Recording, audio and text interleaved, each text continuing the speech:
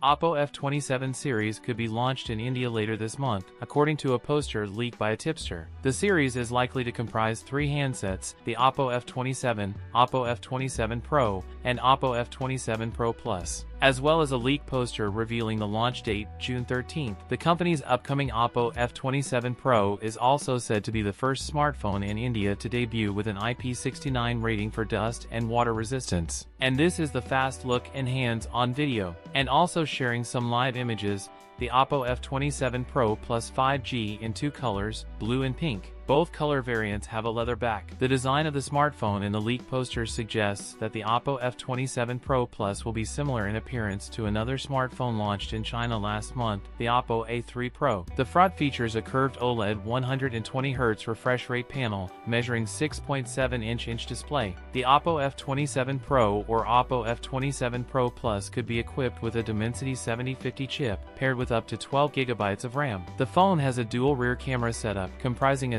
64-megapixel primary camera and a 2-megapixel depth sensor. The phone packs a 5000 mAh battery with support for 67W charging. That's it for today's video. If you enjoyed it, don't forget to like, comment, and subscribe for more content. Thanks for watching, and I'll see you in the next one.